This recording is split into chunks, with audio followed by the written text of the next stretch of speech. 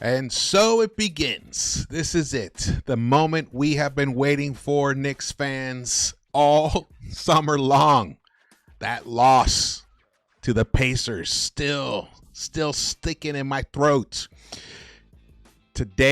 Tonight begins the march to glory in June. Will these New York Knicks do what they have not done in 25 years? Will they make it to the NBA Finals? These are the questions. The anticipation for this season the anticipation for this team has never been higher since the year 2000. It's amazing what's happening here. Oh no, what's going on here? Okay, good. So, been having some issues with the lives lately. I hope it works out here. I'm going to keep going. You guys let me know if it sticks. Shout out to the chat. Thank you guys for joining me here for a pregame show.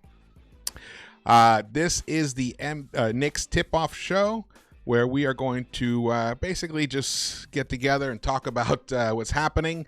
And what's happening is there's been some announcements. Let's get to it over here. It looks like DeAndre Hunter is out for the season opener against the Knicks. And also out for the Knicks are Josh Hart and Mitchell Robinson, who apparently does have an ankle injury. And you can see OG Anunoby is a game-time decision along with Karl Anthony Towns, though it's looking like Towns will be starting. Actually, I think it is official. He is going to start. So let's get in here. New York Knicks face the Donovan Mitchell Cavaliers. And this is what's happening this week. Obviously, they play the Cavaliers tonight, and then on Friday they play the Celtics, and on Sunday they play the Miami Heat down in Miami. I hope everything is okay here with the stream. Yes, it is. Okay. It was stuttering a little bit at first, but now it seems to be fine. Yo, what's up? What's up, Drew's Reviews? Are you here for it? You here for it? Oh, man, I am so excited for this season. I'm sure if you've tuned into any of my videos over the preseason, you know I have high hopes for what this team can do this season. I have predicted 59 wins. I think 60 is within possibility. Unfortunately, that is all is predicated on health.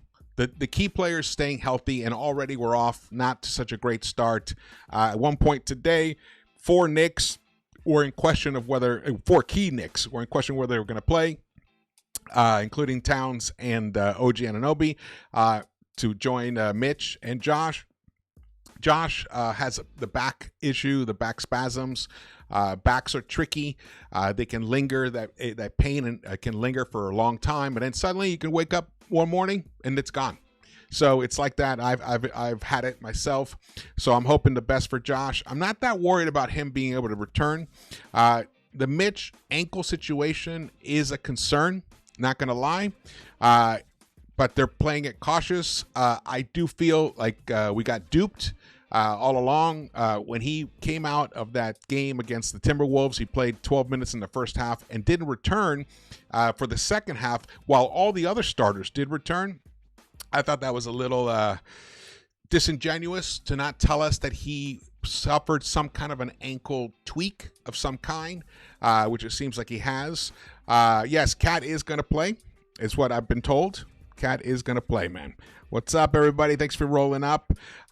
Hit that thumbs up button for me. And if you haven't joined the channel, please do so. And subscribe. But also join the channel, too. We have memberships now. And we're going to have some special live streams for members, some perks, a chat room, discounts on merch. And check out the merch, man. It's more and more is being added every day to the store.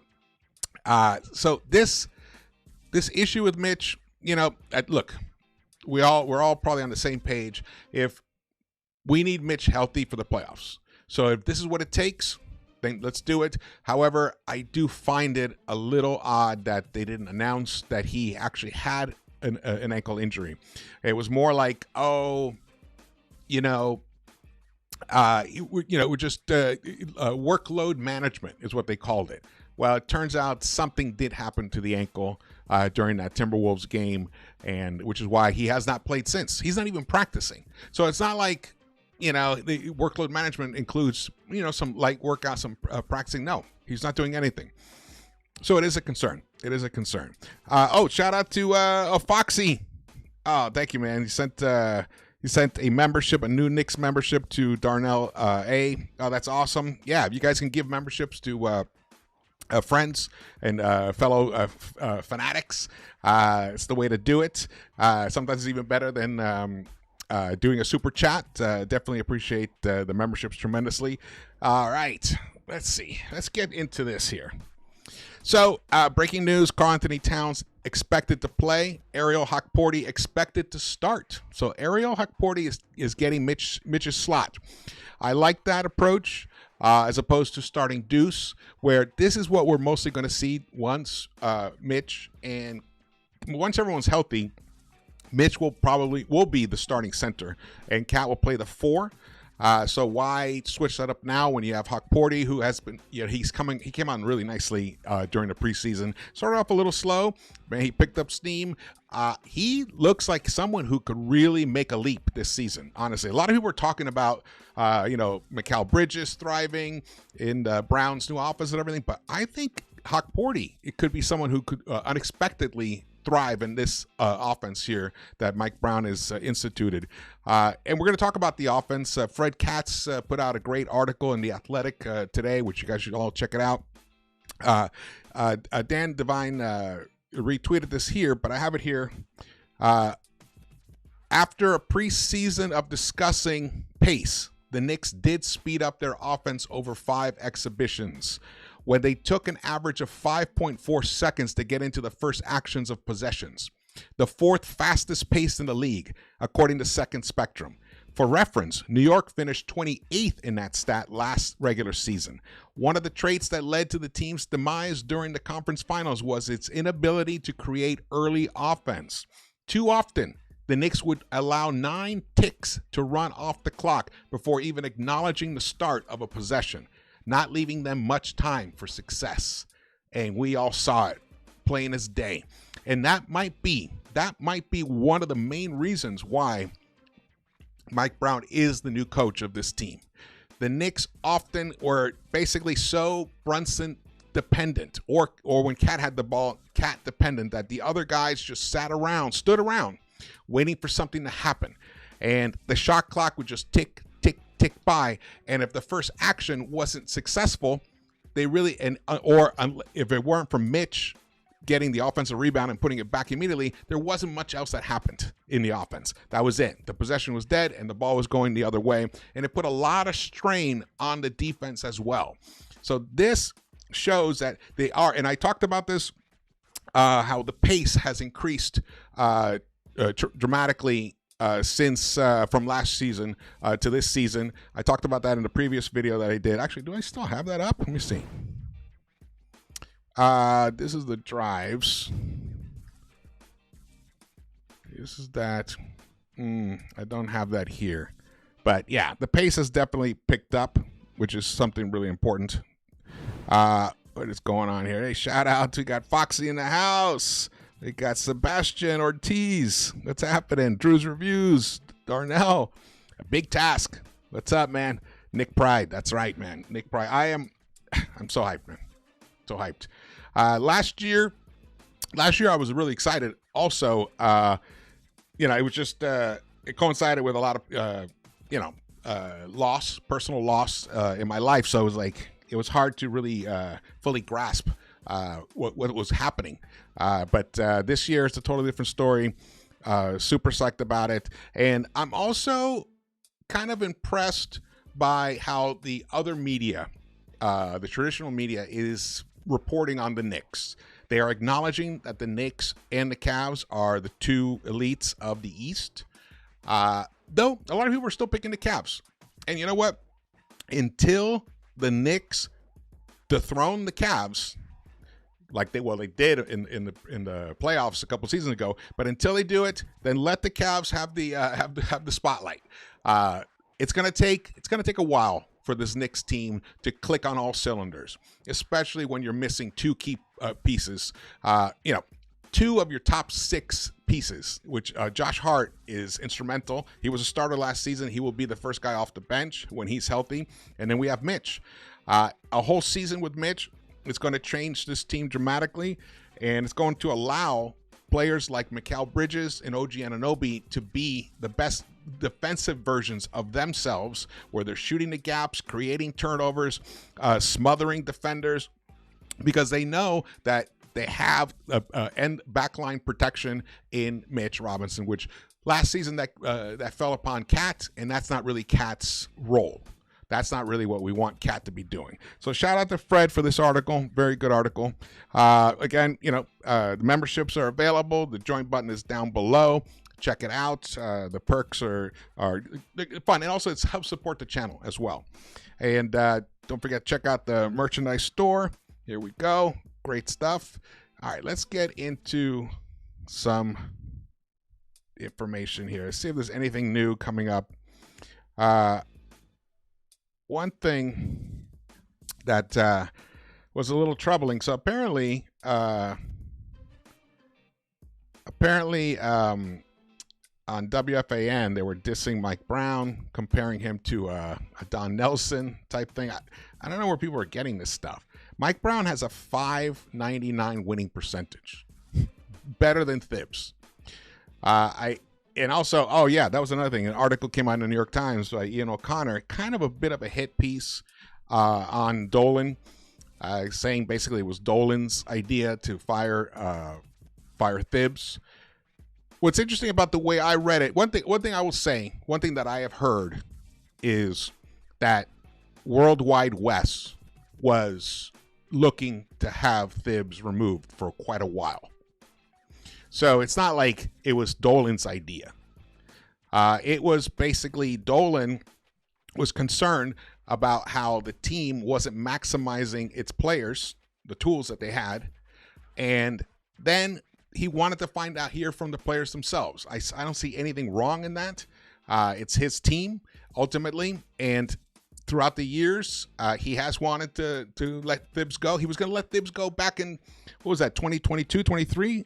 You guys, you remember that? In December, he was going to let him go, and he changed the lineup up, and they started winning, and it saved his job back then. So it's not like, this has been, nothing but roses it wasn't nothing but roses for Thibs while he was here. No, he was constantly under the gun. Yes, did he deliver winning teams? Absolutely. But maybe perhaps his style is what would burn him out towards the end of the season. That come that Indiana game, that Indiana series, and Josh Hart said it himself. He thought he played well with the Detroit series. He thought he played well with the Celtics series, but by the time the Indiana series came around, he had nothing left in the tank. And I can tell you that was probably the case for all of those key guys on the Knicks. Think about how if this workload management and handling the minutes allocation during games, as Brown has said, he wants to keep Mikal and Brunson around 34 minutes a game. That's much less than what they were playing for. That's like 3 or 4 minutes less for Bridges, 1 or 2 minutes less for Brunson. But it's not so much the average. It's those games where they ended up playing 44 minutes. Some games 48 minutes sometimes. That just destroys the body. No matter how great an athlete you are, the wear and tear on that is brutal. And these guys, they're going to need their best at the end, be their best at the end. So this is going to be a progress though, because there's a whole new offense being installed.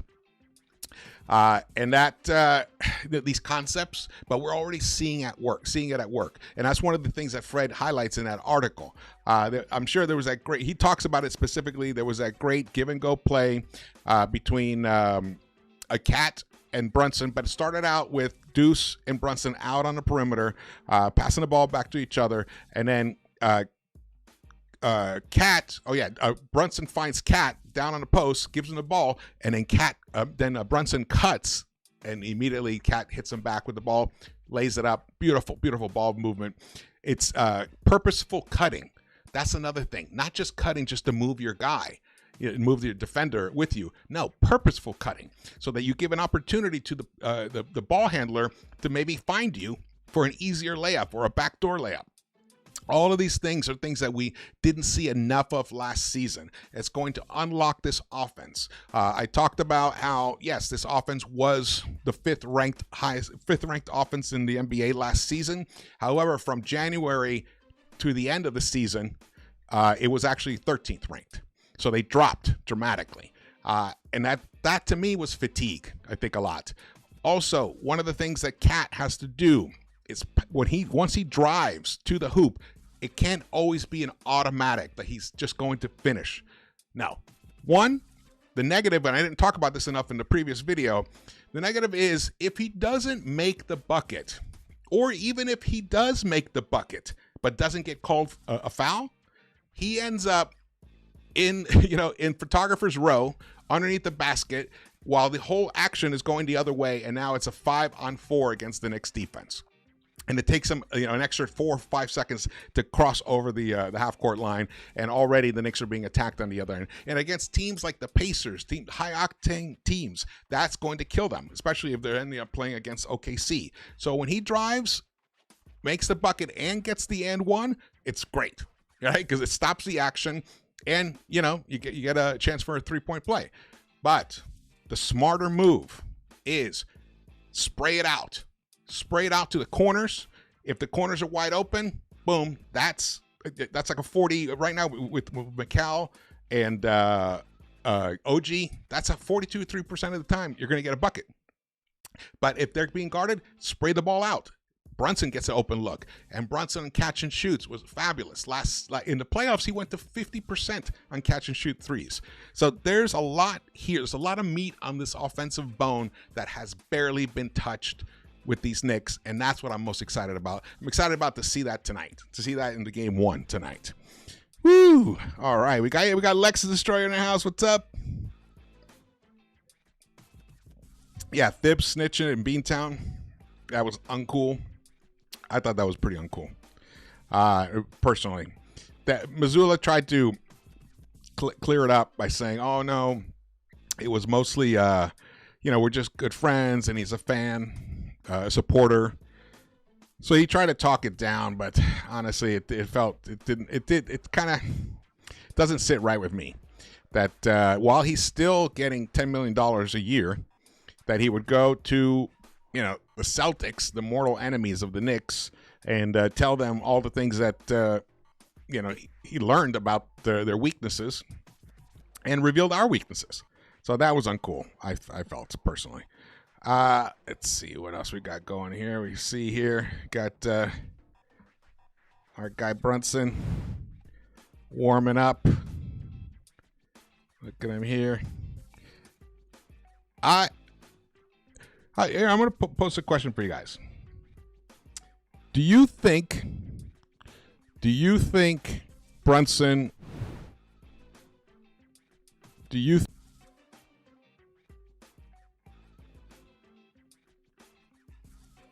Year.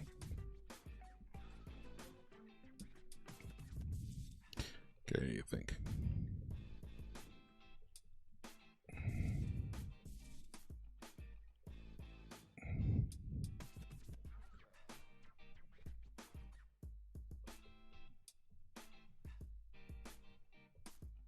Okay.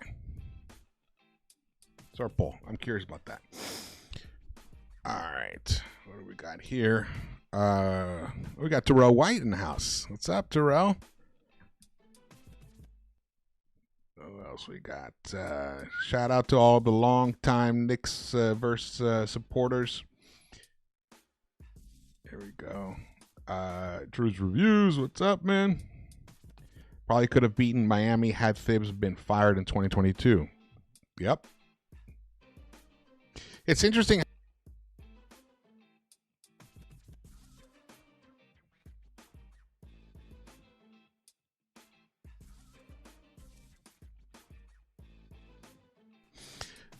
With these this media that like the Frank Isolas of the world that just I don't know, they just think Thibs is like the greatest thing that ever happened in terms of coaching. Honestly, there was a discussion the other day on what was it? Was it Zach Lowe's show or something? Or maybe it was NBA I can't remember which show it was, but I was listening to it, and they were talking about who are the best NBA coaches right now. Like Thibs' name didn't even enter the conversation whatsoever, not at all. He's a good coach. He's a really good coach, but is he a great coach? I don't know. I personally don't think he is a great coach. He's a good coach, but I don't think he's a great coach. Let's see here. I'm curious. Hear what you guys think here. But all I can say is I'm happy that Mike Brown is the coach here. And it's going to take a while to see if this whole Mike Brown taking over is going to work. It's going to take at least, well, for one thing, you really can't fully determine whether hiring him was a success until the final whistle at the end of this season.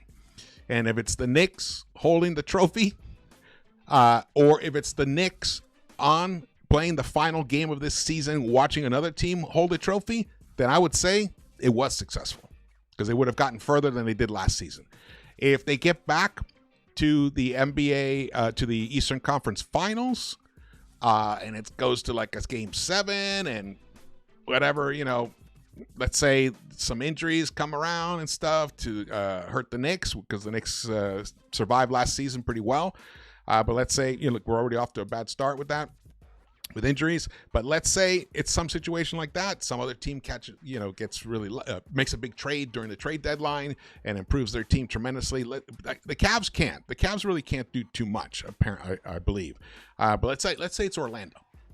Let's say somehow some craziness happens and LeBron forces a trade to Orlando during the trade deadline, and then that takes that team to the finals. That can happen. But outside of all that, I think if Brown can replicate the path to the Eastern Conference Finals, then this will be considered a success. Absolutely. Especially since the players seem to be much more on board with this. That was another thing that came out in that Thibs article by Ian O'Connor, that this was at the end of the, finally Jalen Brunson and Leon Rose stopped fighting for Thibs' job. They were protecting him. Let's put it that way. Let me rephrase it better. They were protecting him. And I think even they saw that it was finally time it was time to move on. And that comes from, Mikal Bridges talking to him. Who knows? We know Mikal had some issues, concerns with Thibs. But this is all now. I didn't like the timing of that article. I don't know if you guys have read it. Just to come out today. We're all like hyped up for Game 1 of this new exciting season. I thought it was really uncalled for.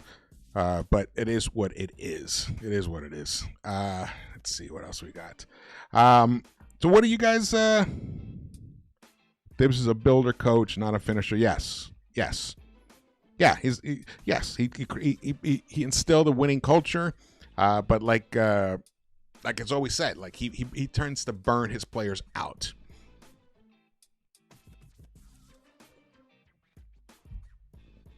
All right, my audio's bad.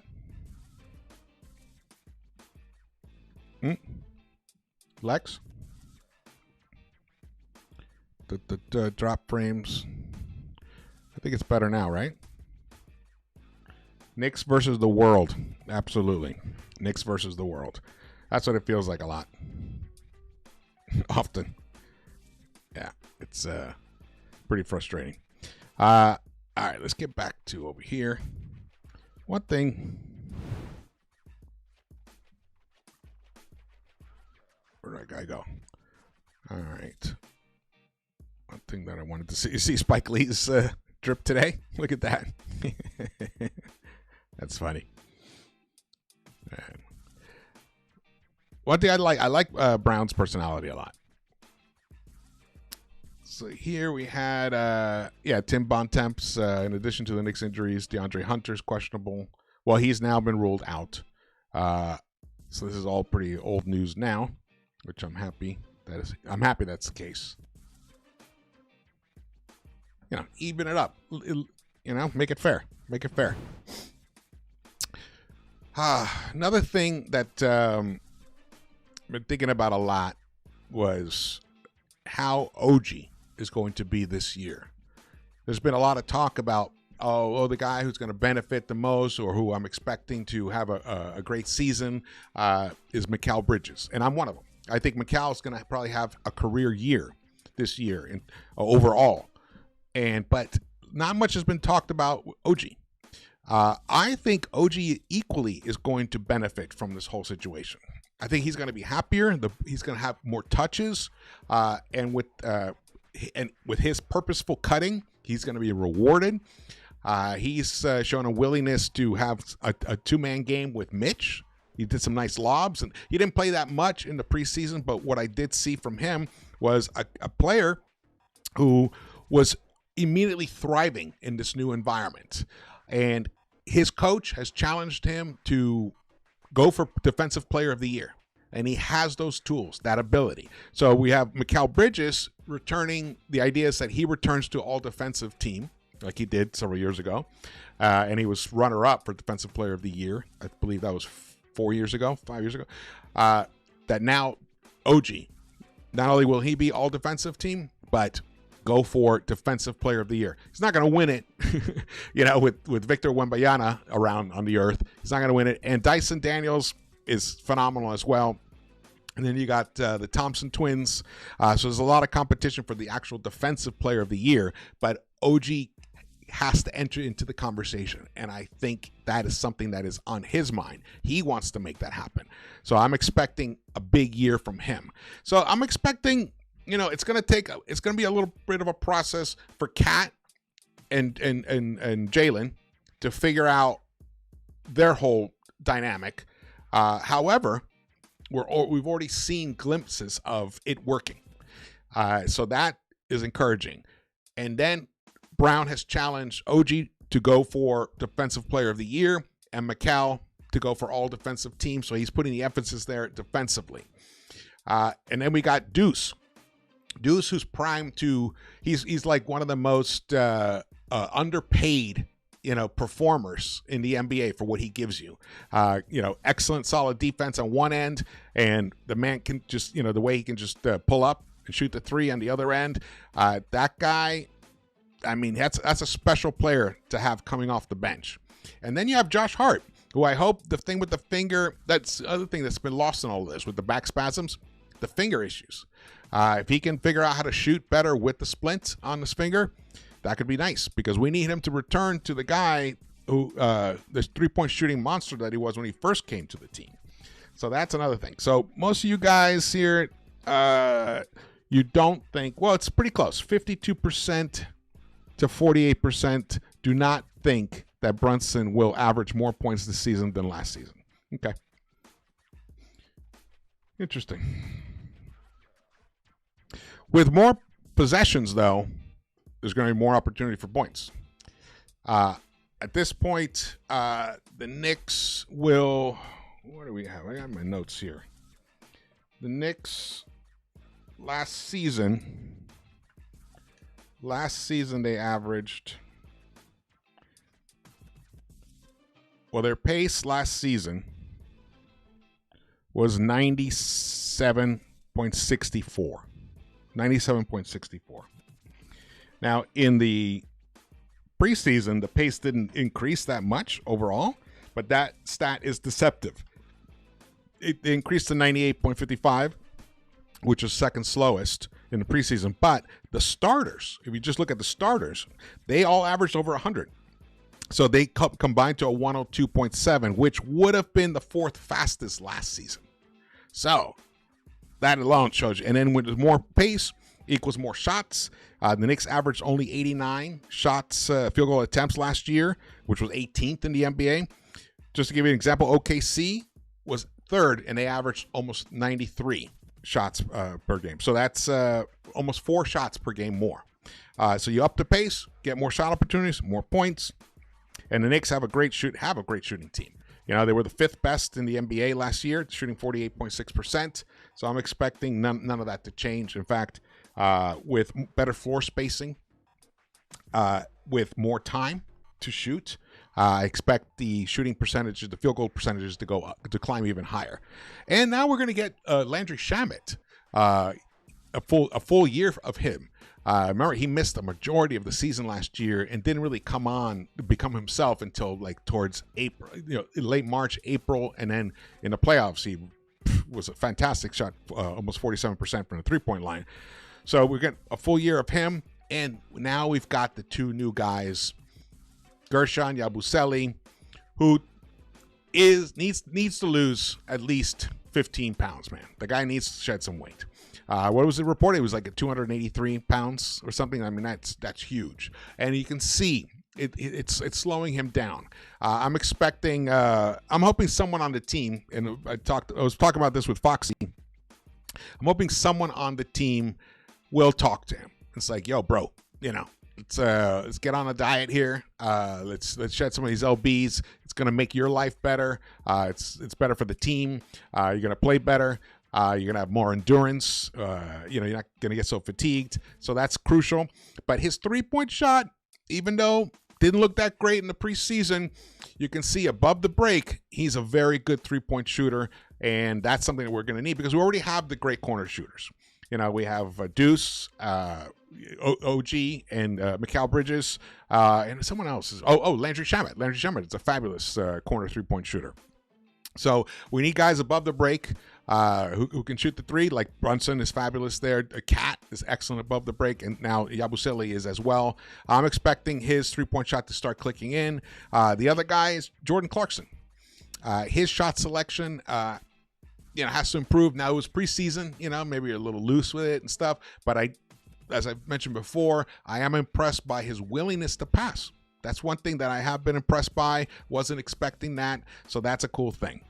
And Tyler Kolek is going to get some burn. That's right. He's the only true point guard after Brunson. I expect that as well. And that was another refreshing thing to see his defense ticked up in the preseason.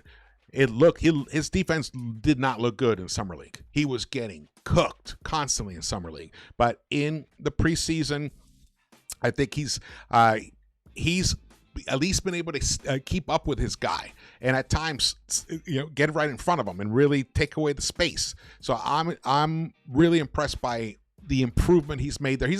I'm not saying he's a great defender, or even reached the level of a good defender, but at least he's not what he was in the summer. Man, that was really he was a traffic cone, really. So that's a big plus right there. Cat as well. I thought Cat, the last game he played, which one was that one in the preseason? Whichever one it was, I didn't give him enough flowers, man. I thought he created a lot of turnovers, deflections, sticking his hand in there.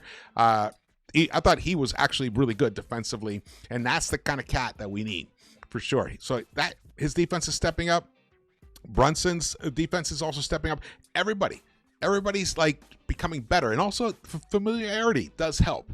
This unit is coming back for year 2, and now they've filled in the gaps here and there. Last season, our bench was thin, and also it was thin, and at the same time, not allowed to develop. They just weren't hardly given any time. So this year, we're going in a totally different direction, and I cannot wait for the results of that. All right, the game's going to start pretty soon. Early start today. As you can see, it says 4 p.m. here. That's 7 p.m. for you guys. Going to wind this down. Probably, I might do a halftime show. If not, for sure, 100% we'll be doing post-game shows. So tune in for that, whether they're live or they're recorded. Make sure you have your notification alert turned on so you are alerted when that happens. Check out the Knicks merch store. The Knicks-Verse merch helps support the channel, and good stuff, high quality. I love this hat. Man, when I walk around, people are like, "Oh man, dope hat." And the channel memberships, don't forget about that. Please join. That would be wonderful. And all right, season begins. This is it. The March to June is beginning tonight.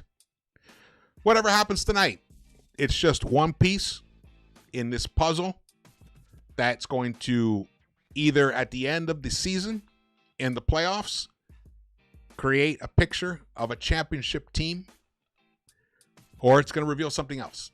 We shall see. It's exciting. I am predicting Knicks to the finals is what I'm predicting. Okay.